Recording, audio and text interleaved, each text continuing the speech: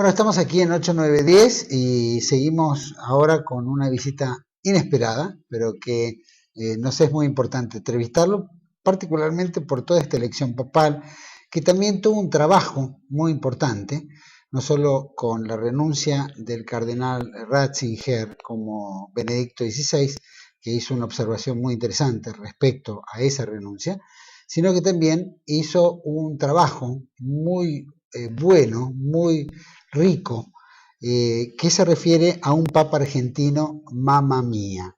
Este trabajo fue traducido al polaco por Jaik Bersajek de la Universidad de Cracovia y por el sociólogo de Roma, lo tradujo al italiano Carlo Gambestia. Y tenemos el gusto de tener acá en 8910 al profesor filósofo argentino Alberto Buera. Alberto, gracias por estar acá. Gracias a vos por invitarme, siempre es un gusto estar acá, ¿no? Es un gusto estar Aparte, acá. Hemos tenido programas acá. Hemos tenido el programa Disenso, conductor del programa Disenso, que tuvo mucho éxito el año pasado. Esperamos que este año lo volvamos a poder poner en aire, porque ha sido muy rico y ha tenido mucho reconocimiento a nivel mundial. Bueno, vamos a tener que buscar algunos otros filósofos argentinos. Y hay muchos. Y aparte, filósofos europeos, ¿no? Filósofos europeos, que era lo que nos hubiera gustado hacer a través del Sky, ¿no? Eso teníamos que sacarle, afinar un poco el lápiz sobre eso. Bueno, ya vamos a trabajar en eso, a ver si eso es posible. Sí. Pero me gustaría, yo creo que muchos argentinos, especialmente de nuestra línea nacional católica peronista, han leído tu trabajo. Y ha sido un trabajo muy rico, porque has dicho que en la Argentina somos famosos en el mundo, no solo por Maradona, Messi, Fangio, Gardel, Perón, Evita, el Che, Borges, la reina Máxima Holanda, sino que ahora decís también... La verdad que cantidad de representantes que tenemos, ¿no? Esto, yo creo que nosotros debemos ser el país que mayor cantidad de representantes tiene lo que se llama la política blanda. Que distinguen ahora los politólogos entre política. La política dura es la política, por ejemplo, la capacidad tecnológica, la capacidad industrial, la capacidad financiera de un país, es decir, los bienes materiales, cómo se produce. Y después está lo otro, la política blanda, que son los bienes simbólicos. Ahora nosotros en bienes simbólicos tenemos para tirar para arriba, ¿no? Es decir, la política dura en nosotros sería, por ejemplo, que se juntaran todos los que trabajan con las cosechadoras, todos los contratistas del campo, por ejemplo, ¿no? Una cosa así, eso sería la política dura, pero en política blanda estamos fenómenos, somos maestros. No, y aparte contagiamos al mundo, de alguna manera tenemos una presencia que es admirable. Sí. Contame, en el trabajo que es muy interesante porque haces un balance un poco del rol del nuevo Papa Francisco.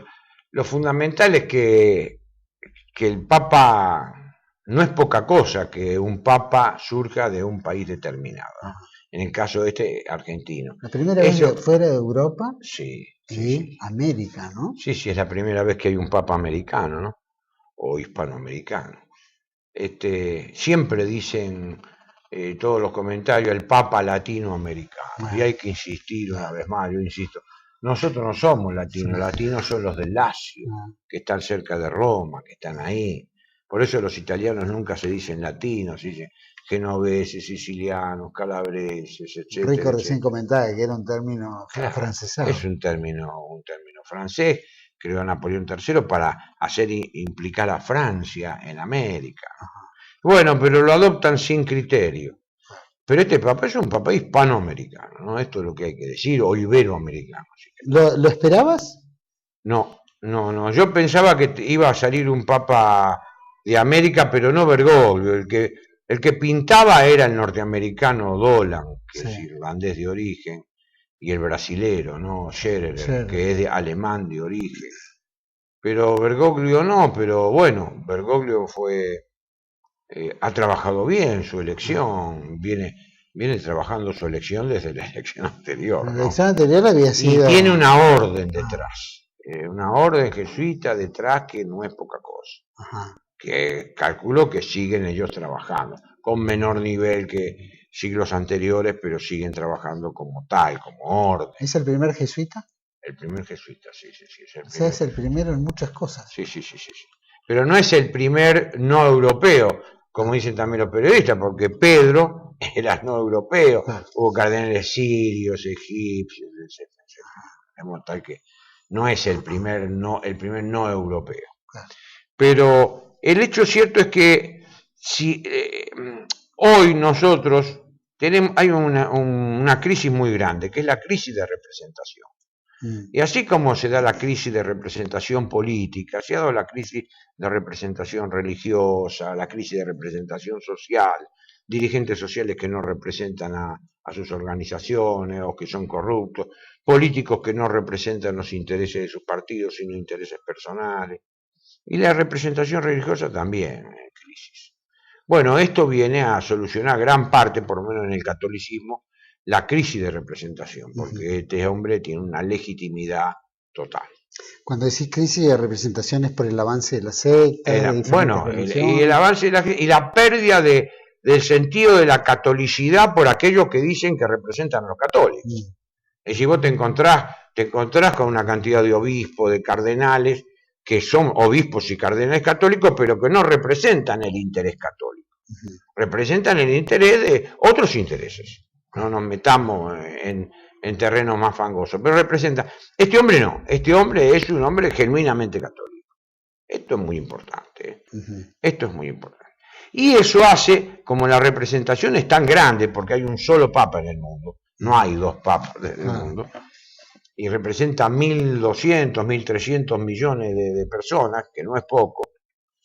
Este papa, al ser argentino, nos exige a nosotros, al pueblo argentino y al gobierno argentino, tener políticas acorde a esa representatividad. Es decir, tendríamos que elevar la puntería en nuestro modo de ser, en nuestro modo de pensar, en las medidas del gobierno. El gobierno tendría que tomar algún tipo de medida católica, por así decir. Tendría que tomar alguno. Está bien, tenemos un gobierno laico, un gobierno que es no creyente, un gobierno que tiene muchos representantes, por ejemplo, del judaísmo. Bueno, macanudo.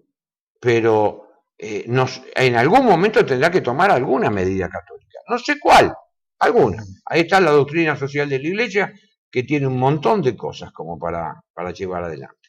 Y el pueblo llano, está obligado a tener cierta proporcionalidad respecto de este representante, que es el Papa. Hay una doble, nosotros tenemos una exigencia. Así como logramos un beneficio, porque nos representa el Papa en el mundo, que no es poca cosa, tenemos un nivel de exigencia. Como tienen los futbolistas un nivel de exigencia de jugar bien al fútbol, porque está Messi, porque está Maradona. Claro. Un tronco no puede avanzar en Argentina. Un mal jugador. Digo tronco en un fardo. Ni acá ni en ningún lado, pero acá sobre todo.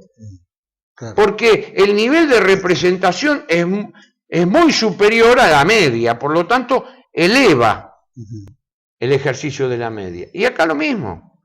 La elección de este Papa forzosamente va a elevar la media del pueblo argentino y va a condicionar algún tipo de medida, cosa que no han tomado hace años, que no se toma ninguna medida católica desde el gobierno, ¿no?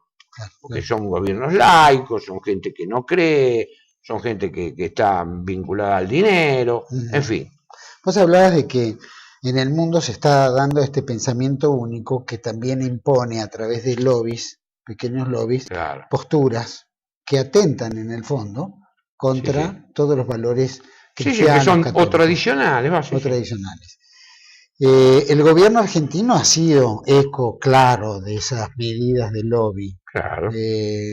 Cuando decís que debería tomar el gobierno argentino una orientación católica o fortalecer alguna medida, eso podría implicar, por ejemplo, abolir el tema del matrimonio homosexual, por ejemplo, del tema del aborto que se está tratando como un proyecto casi aceptado por las cámaras, por todos los partidos políticos. Argentina no puede ir tiene un papa y Argentina había sancionado el aborto, eso es un sinsentido. Es como la influencia se va a hacer ver, porque fíjate que pasó en Polonia, pasó lo mismo. Polonia no sancionó el tema del aborto, ni el matrimonio gay. Después le echan la culpa a los gobernantes. No, lo que pasa es que los gobernantes de Polonia han tenido una cierta proporcionalidad respecto de la representación del Papa Juan Pablo II. No se puede hacer esto, no se puede hacer. Por otra parte, esto no tiene nada que ver ni condiciona la libertad, es otro modo de vivir, otro modo de ver. El respeto de la vida es una cosa fundamental. Entonces, bueno, no se puede permitir el asesinato selectivo de los chicos por nacer. No se puede. Hay leyes que, bueno, dentro del proyecto de ley que está por sancionar el aborto, hasta habilita a chicas de 14 años que pueden abortar sin el consentimiento de los padres. Y el oficialismo es uno de los mayores propulsores de esta medida. Es totalmente esto es contraproducente con lo que la presidenta... Desde el punto de vista de la filosofía, yo soy un católico amateur también, no soy un católico profesional, pero desde el punto de vista de la filosofía, pero tengo la cabeza bien puesta, no tiene ningún sentido ni hablar de estas cosas, no tiene ningún sentido. El tema del aborto es un tema que no tiene ninguna justificación moral, absolutamente ninguna, ni de las éticas autónomas ni de las éticas heterónomas, ni de las éticas que ponen el último sentido del obrar en el deber, ni de las éticas que ponen el último sentido del obrar en el bien. No tiene ningún fundamento el aborto, no tiene ningún fundamento, como no tiene ningún fundamento el matrimonio entre personas del mismo sexo. No tiene ningún fundamento, eso carece de fundamento. Entonces, es interesante porque el mundo periodístico le dice, bueno, ahora que viene este Papa lo que va a hacer entonces modernizar la iglesia. ¿Y qué le piden? Le piden todas cosas que son imposibles, que se dan de patas, se dan de bruces con la doctrina de la iglesia. Si la doctrina, pongámosle, que es a la conclusión que llegó Ratzinger, pongámosle que la iglesia le hiciera caso a todas estas posturas. No queda nadie en la iglesia. Entonces, la iglesia, ¿qué quieren? Por ejemplo, yo lo veía a este teólogo, que teólogo no es nada, un tal Dri, que es teólogo, no sé, ahora habló por todos los canales de televisión diciendo macana. Entonces, la iglesia ahora tiene que, con este papa, si este papa es revolucionario, entonces tiene que sancionar el aborto, el divorcio, el matrimonio homosexual, las mujeres sacerdotes, el uso de preservativo, la manipulación genética. Bueno, si la iglesia hace todo esto, si quiere, tenían que hacer, es más genuino el pastor Jiménez. El pastor Jiménez, que hizo, se inventó una iglesia que es la iglesia católica apostólica jimeniana. Entonces el pastor Jiménez tiene su iglesia, ganaría más plata. Pero pretender que la iglesia católica, que este papa, que es argentino, haga todo eso, es pretender que este papa se transforme en un antipapa. O quiere decir que no lo conocen. O quiere decir que no lo conocen porque es un hombre de fe. Es un hombre de fe, ciertamente, cuando dicen, uy, el papa es peronista, no se puede decir ya el papa peronista.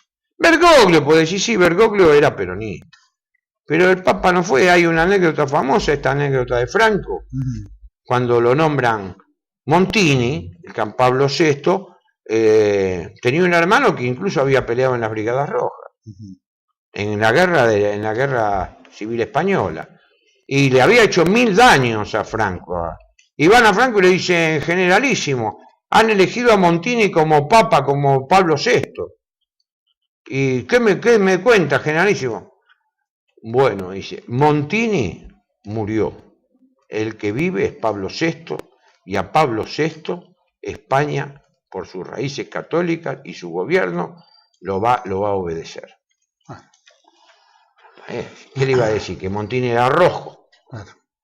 Como decimos bueno, entonces, uno lo dice entre nosotros, pero el Papa está más allá del partido político, incluso está más allá de la política partidaria, ¿no? El Papa tiene que ser como una especie de gerente del bien común universal, ¿no? Porque su vicariato, él representa a Cristo, ¿no? Y esa es la fuerza que le da. Y también podemos decir, bueno, este Papa tiene una enfeudado con toda la teoría de los hermanos mayores. No han encontrado, no habrá ningún otro obispo que tenga la relación de amistad que tiene el Papa con los judíos. Ha asumido totalmente la tesis de los hermanos mayores. Bueno, es el Papa. Es el Papa. Por ahí logra la conversión como Pío XII, que logró la conversión del rabino de Roma. Es el Papa. Eso implica que probablemente se pueda gestar una conversión de muchas religiones, porque el ecumenismo en el cual él hizo tanto hincapié con los protestantes, con los judíos, puede ser, con los musulmanes. Pero él sabe que la centralidad del Papa la centralidad del papado es Roma. Sí.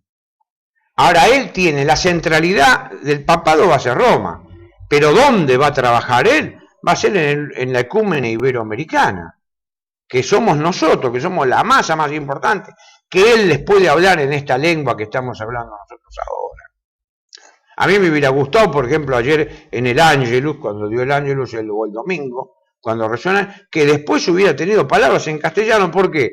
Porque el castellano, y sumado el portugués o lusitano, suman 550 millones de hispanoparlantes, más 280 millones de lusoparlantes, son 780 millones de personas. Es más de la mitad que toda la masa católica, que hablan esa lengua. Italiano hablan 50 millones de personas nada más. No sé si me explico. Sí. Pero toda esa masa queda como masa muda. Al contrario, yo creo que tendría que aprovechar este Papa y decir, bueno, yo hablo en italiano y en castellano. Esto me gustó hoy, por ejemplo, que se leyó una parte del Evangelio.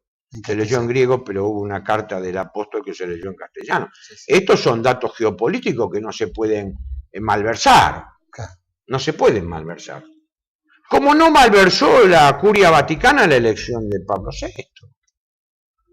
No nos olvidemos que la Curia eran 28 cardenales, es la mayoría. ¿Y a quién eligen? Y ellos insisten todo con un primo hermano. ¿Qué son los argentinos de origen italiano respecto de los italianos? Primos hermanos.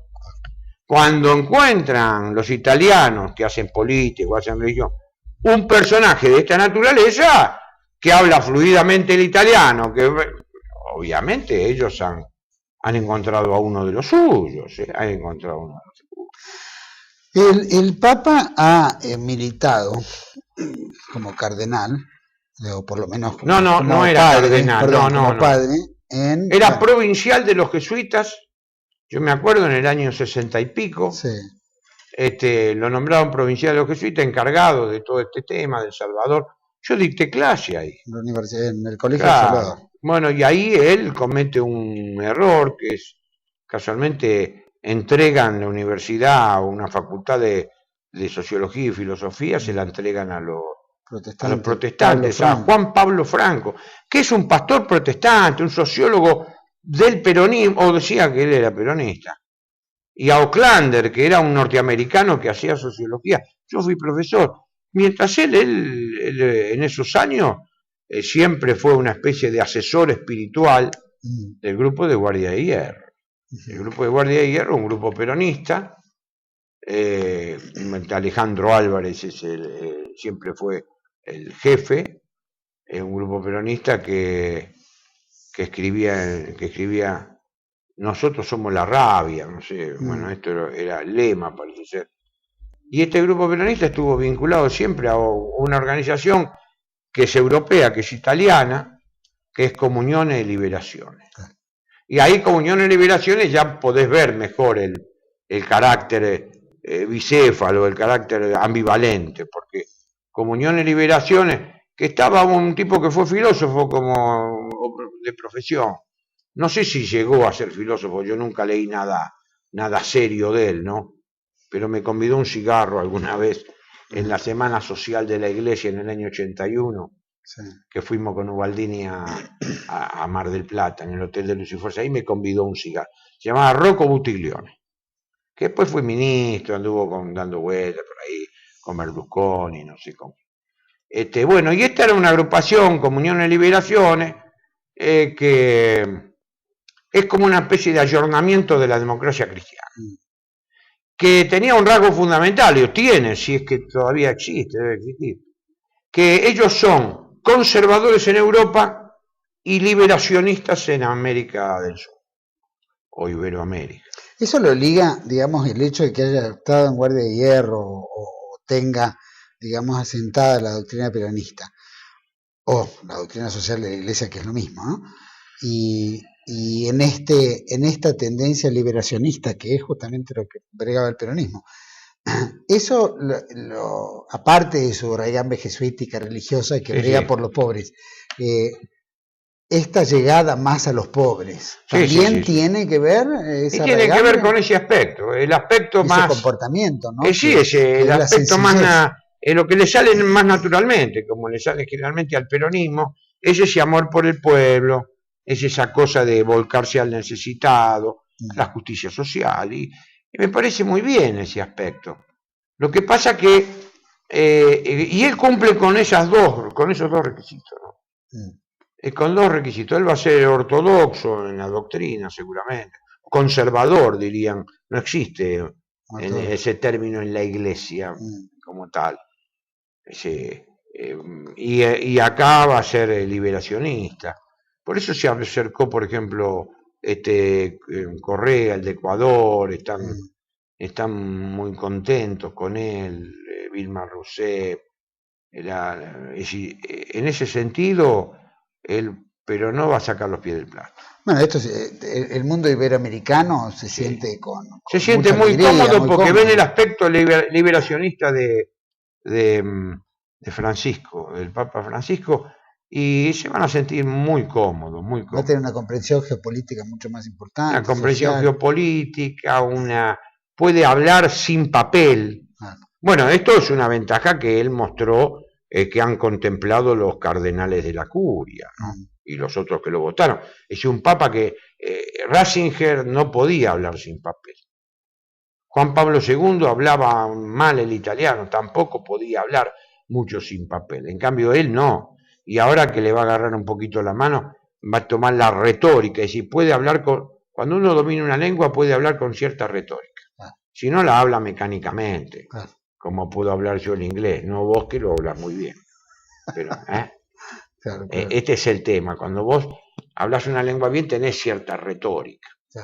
Y entonces, en ese sentido, él cuenta con una ventaja muy grande. Cuando plantea el tema de que quiere una iglesia para los pobres y tener como privilegio a los pobres. Porque esta es la formación que él recibió. Él recibe la formación de los jesuitas. Es un estudioso de química, estudia química, yo me enteré ahora.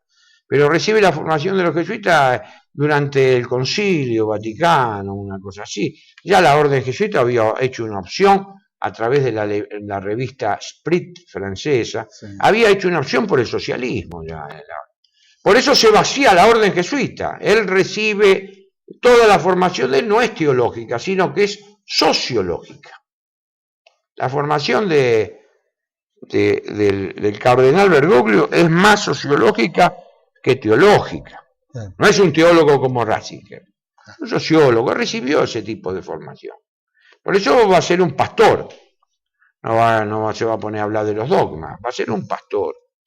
Y en eso anda bien, Lo que no puede hacer es el paso que yo digo al final. No puede hacer, ¿qué es lo que no va a hacer? Y el tema de rescatar lo que pasa en el mundo moderno, que es, de alguna manera, el retiro de Dios. Todo el tema de la pérdida de la sacralidad, de la actio sacra. Es decir, esto que es de lo sagrado, eso no lo puede hacer. Eso salvo, obviamente, que tenga la iluminación del Espíritu Santo y yo me equivoque, y ojalá que me equivoque. Pero todo indica por su formación que él no se va a ocupar de ese tema. No se va a ocupar de la sacralidad. Se va a ocupar de la pastoral, que la gente se bautice.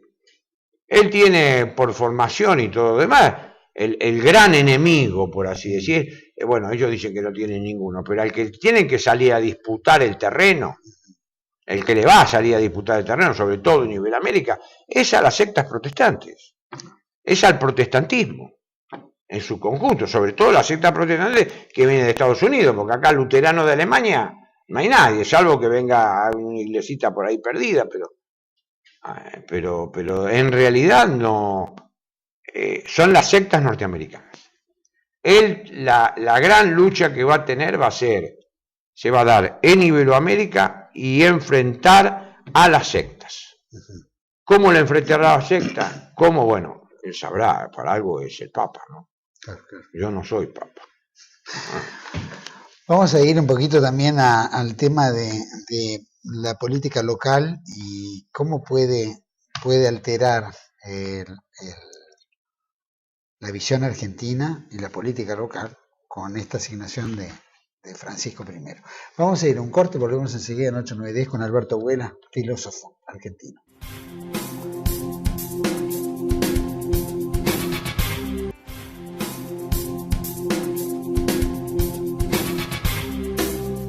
Bueno, seguimos acá en 8-9-10 con Alberto Abuela, filósofo, haciendo un análisis un poco de de esta nueva era que se va a dar ahora con la asunción del sumo pontífice Francisco I. Yo quería preguntarte, los argentinos veníamos, recién decías que los argentinos, bueno, siempre damos la nota en lo light, ¿no? Y somos proclives a hacernos famosos o a ayornarnos muy rápido en el mundo. Pero con respecto a la política local, ¿no? Nosotros venimos de un gobierno que es permanentemente confrontativo, donde la iglesia, el Estado estaban en choque, donde la sociedad generaba choque, donde se gestó mucha división. División en los sindicatos obreros, en las uniones obreras, en fin, no ha habido lugar donde no pusieran la cuña y generaran una división. Y que han sido etapa de los diarios. Y eso también a los argentinos nos ha puesto en una postura como que no tenemos salida, como que estamos aplastados, ¿no? Mucho pesimismo, ¿no? Y toda etapa de los diarios era Cristina dando la nota, la presidenta dando la nota y marcando la agenda. ¿Y ahora? ¿Cómo crees que va a darse ahora? Y ahora ya no es más etapa de los diarios. Yo creo que el gobierno argentino desde del 2003 que asumió Kirchner es un gobierno, en este sentido que estamos hablando, un gobierno anticatólico. Forma parte de lo políticamente correcto. Dice Michel, ¿cómo se llama? Vittorio Messori, que es un gran periodista italiano. Dice que lo políticamente, que hay tres cosas que son políticamente incorrectas. El catolicismo, los fumadores y los cazadores de ciervos. Y esto es verdad, ellos son políticamente correctos y el catolicismo es incorrecto. Y toda la política de 10 años para acá ha sido una política anticatólica. Toda la política del gobierno de los 15, tanto de Kirchner como de Cristina, es una política anticatólica. La elección de un argentino como papa, tienen que ver esta cosa. Tienen que rever, porque es un argentino. Es un argentino que fue electo papa. Entonces no podés seguir con una política anticatólica en todos los órdenes del quehacer. Va a tener que dar el ejemplo. Yo no, lo que no comparto es que se inaugure una nueva era, las eras, o dijiste una nueva, no, se inaugura otro papado, ¿no? Calculo que tiene que cambiar, el gobierno está, porque primero no comparte, ya no tiene el monopolio de la noticia. Ya hay canales de televisión como TN que transmite las 24 horas noticias del Papa. Hay canales que van a poner una sesión en todo lo noticioso de todas las cosas que haga el Papa, como lo hicieron en Polonia, como lo hicieron en Alemania, siendo que Alemania está partida en dos, aunque la mayor parte de Alemania es luterana, como la parte rica, por lo menos, la del norte de Alemania. Pero y acá va a pasar lo mismo, va a haber un canal. Lo vemos en el fútbol, ¿no? Bueno. Si Messi mete un gol en el Barcelona. Y lo repiten en todos lados. Y llega el domingo y vos decís, pero como yo quiero ver cómo salió el equipo que le gusta al Papa, que es San Lorenzo. Y bueno, ahora... Pero bueno, estos son cambios que se van a producir. Ellos no pueden los equipos no pueden presentar ninguna confesionalidad. Sin embargo, San Lorenzo puso Papa Francisco. Sí. Y la FIFA no dijo nada, porque el peso que tiene el Papa es mayor de que lo que diga la FIFA. Y eso que la FIFA tiene más países adheridos que las Naciones Unidas. Sí. Tiene 9 países más la FIFA, adheridos que las Naciones Unidas. Ahora vos fijate, ¿y qué dijeron? No, está bien, puede decir, seguirá mientras el Papa sea Papa. Nadie le va a decir que están haciendo sectarismo, fundamentalismo religioso. Y al gobierno argentino le alcanza a pesar de los gobernantes argentinos, que no agarran trote. Yo me doy cuenta que no agarran trote. Cuando la recibe a la presidente, pero la recibió, todavía no tenía los atributos de Papa. Fue el último acto que hizo Bergoglio como cardenal. Era electo, pero no había recibido los atributos. La recibió, en fin, y después ya la presidenta dice, vine porque me invitaron. Bueno, está listo. ¿No? Quiere decir que no se bajó del caballo. No entendió, y esto va a mayores, porque toda la campaña de difamación por parte de Página 12, de Berbisky, de todos esta cría de tipos que piensan contra el país permanentemente. No solo ellos, piensan ellos, los padres de ellos, los abuelos de ellos. Le hemos abierto las puertas a todos ellos, nosotros que somos criollitos a pie firme. Le abrimos la puerta y estos tipos nos pagan como la vaca empantanada. Sale un argentino que es Papa y Berbisky está diciendo que es cómplice de la dictadura. Menos mal que salió ese Pérez Esquivel, que es de la misma tropa de ellos, que es Premio Nobel de la Paz, y dijo que Bergoglio no era cómplice de la dictadura. Que habrá tenido que ha sido débil, dijo. Puede ser que haya sido débil, pero sostener que el Papa actual, y si hubiera sido Bergoglio dejó de ser Bergoglio, como decíamos antes, es el Papa. Claro, Berbisky no lo puede porque Berbisky forma parte de otro mundo cultural. De una difamación permanente también. Es una difamación. Mantener la llama de la eso sí que es una mentira a designio, ¿no? Una mentira a designio sobre esto nosotros no tenemos que permitir. Ahora tenemos, por ejemplo, los, entre comillas, intelectuales de carta abierta, con uno de sus máximos exponentes, que actualmente es director de la Biblioteca Nacional, y que ayer hizo manifestaciones antipapales tremendas. Bueno, pero lo que pasa es que ellos son anticatólicos. Este es el problema. Son militantes. El anticatolicismo reemplazó en la Argentina al antisemitismo. El anticatolicismo reemplazó en la Argentina al antisemitismo. Entonces, estos tipos como González, como pasará con Feynman, como pasará con ¿cómo se llama? Con Berbisky, que pasa con todos estos publicistas, con Caparrós y todos estos publicistas. ¿Qué sucede? Ellos no ven esta distinción que es fundamental para entender. Bergoglio no existe más. Bergoglio desde hoy a la mañana, al mediodía, Bergoglio es Francisco. Sí, este es el tema. Hay que decir a ellos, como dijo Clinton, ¿cómo es que dijo? Es la economía, idiota. Bueno, estúpido. Entonces es Francisco, estúpido. Este es el tema, esta es la distinción. Ahora, esta distinción que yo hago, ¿qué es? Es una distinción católica. Porque yo no puedo hacer la apariencia de que yo no soy, si yo estoy formado en esa tradición.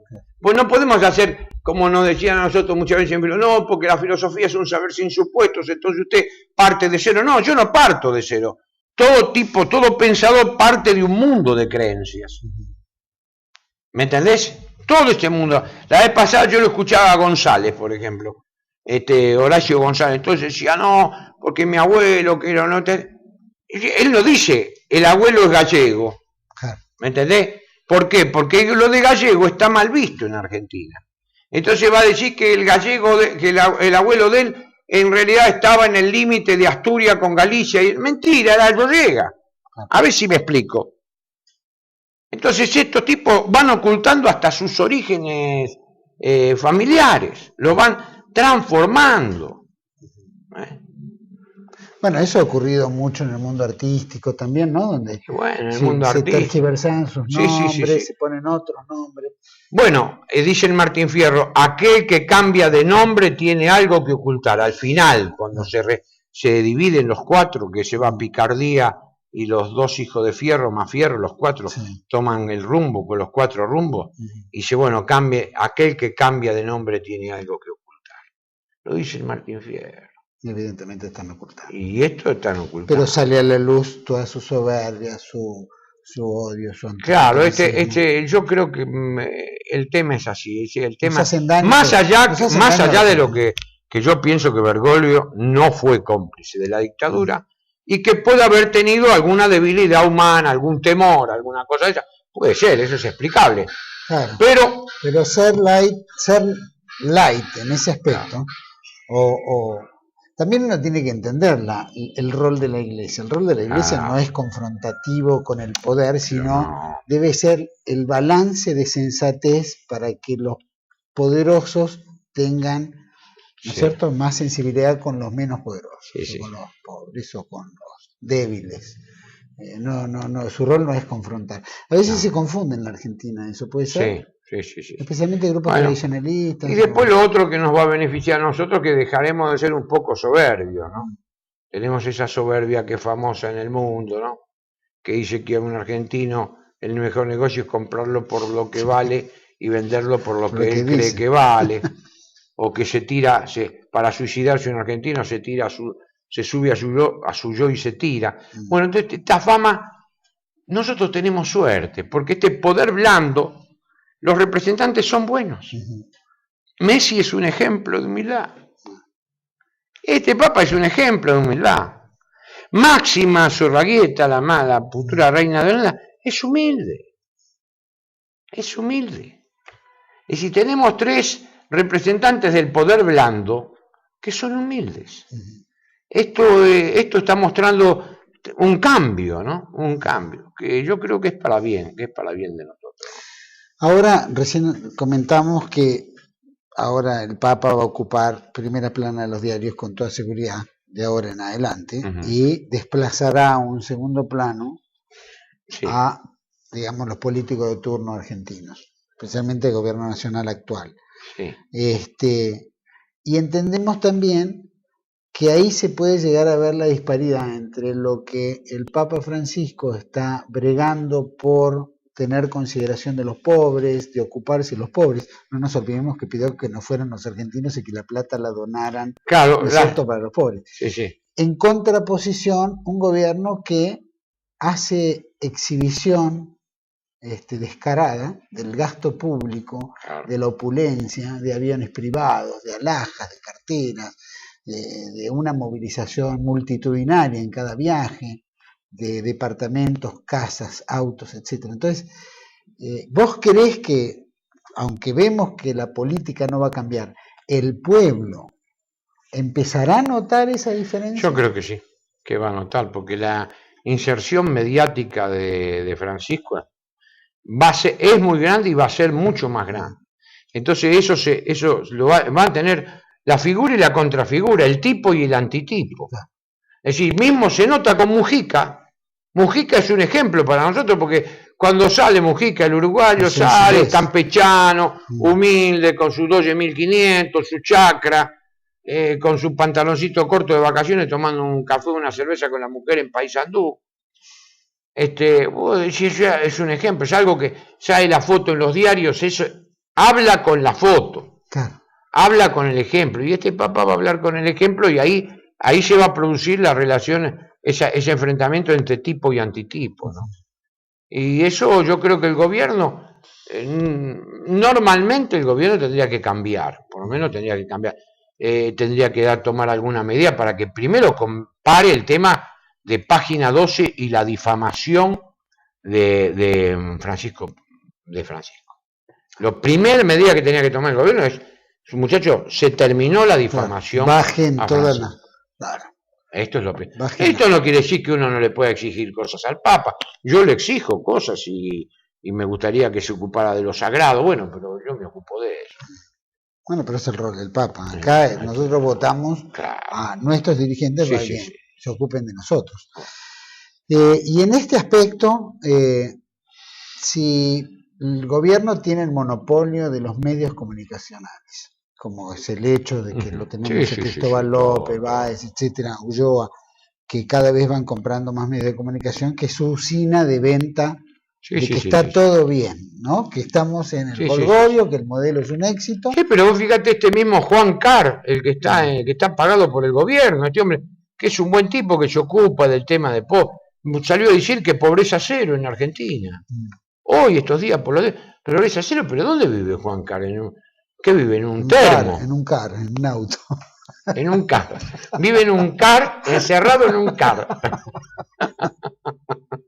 Y sí, Mamma mía. Ahora... un santo laico. Sí. Ha habido, desde el anuncio de Bergoglio como Papa, un cambio espiritual en los argentinos muy grande. No sé, tan rápido se da. Ha habido una mayor asistencia religiosa en las iglesias. Vos sabés que eso está dado, ha salido en varios medios. ¿Sí? ¿Cómo saben? ¿Qué velocidad? ¿Qué estadística que hay en Argentina? No sabemos ni cuántos argentinos somos y ya sabemos que hay más gente. Que hay más asistencia. Por estos días. Pero es la novedad, estos días. Pero de ahí, esperemos, como dicen los franceses, il faut que le sucre attende. ¿Viste? Cuando vos echás azúcar, es necesario que el azúcar llegue al fondo del café y después lo tomamos. Es muy pocos elementos tenemos para decir la gente es más religiosa, ha habido un acceso espiritual. Sí, un despertar, esto nos conmocionó. Pero yo calculo que il faut que le sucre attende. Es necesario que el azúcar llegue al fondo. ¿Y si el Papa decidiera venir a la Argentina previo a las elecciones, porque se planea un viaje para septiembre más o menos, y las elecciones se supone que son en octubre? Bueno. ¿Puede afectar eso el plan electoral del kirchnerismo? A mí me gusta porque vos sos un periodista incisivo, donde ya en la pregunta está la respuesta.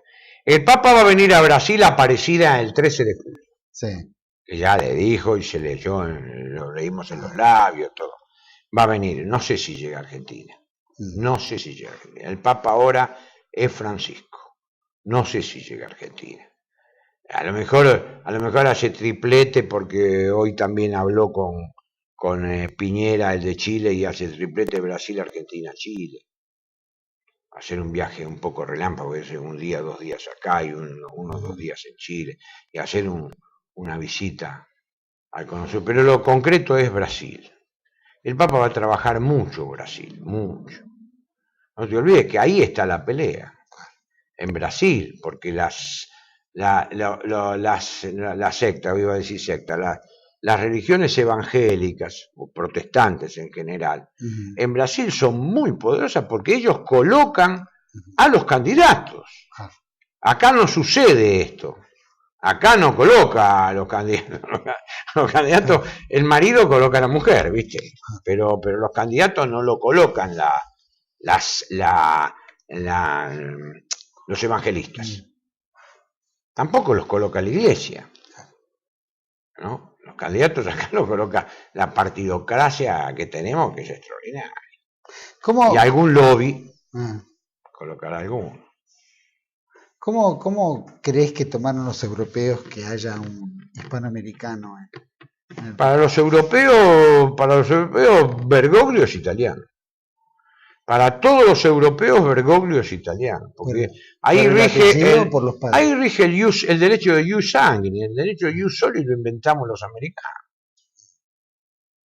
Siempre fue el derecho de la sangre. El derecho del suelo lo inventamos nosotros. Porque claro, de algo nos teníamos que agarrar para hacer, si no, tenemos que volver todos a dónde. hasta los indios tienen que volver a Chipango, ¿no? Cuando viene la colonización de lo que dicen aborígenes. Sí. En realidad, los verdaderos aborígenes somos nosotros. Cuando dice los pueblos originarios, no, nosotros somos los pueblos originarios, porque nosotros somos el producto que dio América. No somos ni tan español ni tan indio, somos criollos. Entonces, tenemos que adoptar la tierra, porque ¿qué vamos a ir? ¿Cuántas? Bueno, vos que sos descendiente de Rosa podrás tener 20 generaciones, pero en general, cuando uno tiene 3 o 4 generaciones, después ya no sabe ni de dónde viene. A este es así, o si no es inmigrante reciente. Entonces, para mí el papá, en la mentalidad europea en general, es un papá italiano, ¿no? Es un papá italiano que bueno, que nació un poco lejos, pero de hecho no creo que Argentina tenga una identidad cultural tal que digan, este papa es argentino. Los títulos de los diarios y todo, bueno, pone un papa del fin del mundo, etcétera, etcétera, pero no tenemos tanto peso cultural. No, Bergoglio no es un argentino de criollo, por así decir, es gringo, ¿no? Son lo que nosotros le decimos gringo a ellos, ¿no? Sin ofender, ¿no? Le estamos diciendo gringo, ¿no? Que entonces, nuevo. Claro, este es el tema. No, y él no va a hacer mucha referencia a su propia nacionalidad, no va a hacer mucha referencia porque aparte el Papa está más allá de eso, está más allá de eso. Ya es jefe de Estado. Está más allá de ser argentino. Mirá lo que te digo yo. Yo creo que está más allá incluso de ser argentino. Eso le pasa a las personalidades que llegaron a un grado notorio internacional. Pregunto a Borges, por ejemplo, pregunto. Y bueno, superan la nacionalidad, su valor. Vos cuando tenés un producto que supera lo local, tenés un producto que se inserta en lo universal. Es así. Máxima, por ejemplo. Máxima, y supera la nacionalidad. Supera la nacionalidad, el Papa, Borges, en fin, estamos hablando de acá de supera Guevara, bueno, todos estos, ese poder blando que yo te decía, de alguna manera estos se puede ser que hay algunos que no, pero bueno, viste que te dicen, incluso sobre Messi, cuántos te dicen, no, pero si es más gallego que argentino, cuántos comentarios se hacen de café así. Es decir, pero bueno, nosotros tenemos que estar orgullosos y rogar que le vaya bien a este Papa. Ya te digo, el único reparo que tengo es que se va a hacer más un trabajo pastoral y sociológico que un trabajo de carácter. Y es lo que más necesita la iglesia hoy, ¿no? No sé, que han elegido un buen pastor. Sí, yo creo que sí.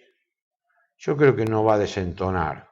¿Viste cuando nuestros padres ibas a algún lado y te decían, yo me acuerdo la primera vez que viajé a España, ¿no? Sí. Entonces tenía que dar una conferencia y viajé, la primera vez viajaba a Europa. Le digo, mamá, ¿qué te parece que le digo a estos españoles? Que vos no tenés, yo no tengo ningún pariente español. Bueno, y aparte estos españoles tengo bronca porque recién había venido Telefónica acá. Entonces mi mamá es Lamas, un apellido de origen español, seguramente. Y vos te tenés que decir, bueno, no desentones. Claro, no hagas papel. Que es lo mismo que le diría a la mamá a Bergoglio, mirá, no desentones. Y no va a desentonar, no va a desentonar. Yo le tengo un plus de confianza. No desentonó hasta ahora, no creo que desentone. No. Y la última pregunta, viste que ha habido las profecías, siempre hay profecías, y seguimos sigue el mundo un poco de si es el último papa, no es el último papa, si es el papa negro, en fin. ¿Qué categoría lo pondrías eso o qué reflexión harías? Para mí es muy difícil el tema de la profecía, porque no te olvides que cuando Zeus le manda el regalo para Prometeo, en lugar de dárselo a Prometeo, que era inteligente, se lo da a Pandora. Sí. Y Pandora, porque era curiosa, ¿viste? La curiosidad natural del sexo femenino, abrió y salieron todos los males, y cuando Prometeo va y la cierra la caja, había quedado en la prognosis, es decir, el conocimiento del futuro. Esto es muy difícil. Nosotros no como seres humanos, no, todo el mundo le encanta el futuro. Fíjate, los diarios están llenos de horóscopos. Hay gente que vive de esto. Hay magos. Pero estamos estas hablando cosas. de Malaquías. Pero bueno, estamos yo hablando de Fátima. no tengo opinión formada sobre eso nunca. No tengo opinión formada. Sé que está la profecía de Malaquías, está Fátima. Sí, bueno, todos esos que he leído sobre el tema. Está Garabandal también en España, que fue tan importante. Pero no tengo opinión formada. Eso ya bastante tenemos que entender lo que pasa ahora, que vamos a entender lo que va a pasar mañana. Es demasiado. Yo por lo menos no tengo, ni siquiera tengo la vocación para eso. Leo, pero no tengo la vocación. Leo sin creer, por ejemplo. Esto me pasa. Leo sin muchas convicciones. Pero si nos damos pie con bola con lo que nos sucede ahora, vamos de acá lo que... O por ejemplo, está toda esta que dicen que ya no hay más columnas en la llave del Vaticano, que quedaba una sola y se llenó. Entonces de Papa el Anticristo. Se supone que, claro. Claro, también está la profecía de Parravicini. Parravicini dice que el Papa va a ser argentino. Tiene los dibujos incluso. Y Parravicini es argentino, podíamos. Bueno, le pegó lo del Papa. La pegó. Bueno, pero este entonces sería el último. No habla de ser el último. No, pero dice que tiene que ver con el tema del anticristo. Probablemente es la época del anticristo. Un pastor que va a salir a buscar rebaño se va a enfrentar con una gran oposición que mantiene ese poder, ¿no? De hecho, acá para explicar el futuro, la única posibilidad que yo encuentro es recurrir a lo que se llama el Apocalipsis abreviado, que es el Apocalipsis de San Pablo. En la segunda carta a los tesalonicenses, pero estamos hablando de esto, los tipos van a creer que es el chiste, pero es en la segunda carta a los tesalonicenses, donde habla de la teoría del catejón. Entonces ahí dice San Pablo, distingue, está en griego el texto, distingue entre to catejón y jo catejón, lo que detiene y el que detiene. Entonces acá podríamos decir que esperamos que el Papa haga de catejón. Ahí sí, ahí me animo. Es decir, el Papa es jo catejón, el que detiene, y la Romanitas, el que detiene y lo que detiene, la Romanitas. Entonces, si el Papa recupera las Romanitas, de alguna manera está consolidando el catejón o catejón, que le dice la gente que lo acentúa mal. Y él sería el que... Vamos a rezar como dice ahora Francisco. No. Vamos a rezar por él. Pensaba que querías rezar ahora acá. No estaría mal que un programa salga con el rezo del rosario. Pero eso va a ser cuando lleguemos al drama de los dramas de la Argentina, que es lo único que nos va a sacar afuera es la oración y el contagio a través de un medio como este. Alberto, muchísimas gracias por haber estado acá en 8910. Vos estuviste en el primer programa de 8910 el año pasado. Cuando te falló uno. Y lo peinamos, te pusimos una camisa y lo pusimos ahí. Quiere decir que empecé con una pata afuera. Sí. Pero bueno, vos diste la ayuda de poner la pata adentro y darle riqueza a ese primer programa. Te agradezco muchísimo. Espero que pronto hagamos disenso de nuevo. Bueno, gracias a vos. Gracias a vos y a los oyentes que nos ven también, que tienen que ser pacientes esperando que se rebobine todo en la computadora. Sí, que cargue. Si no se entrecorta. Alberto, mil gracias. Gracias a vos. Y espero que nos veamos muy prontito. Bueno, a todos ustedes ahora vamos a un corte y volvemos con Alberto Acef, que lo vamos a tener en breve aquí en los estudios y vamos a conversar un poquito de cómo ve el Congreso todo este cambio. Y ya volvemos. Gracias.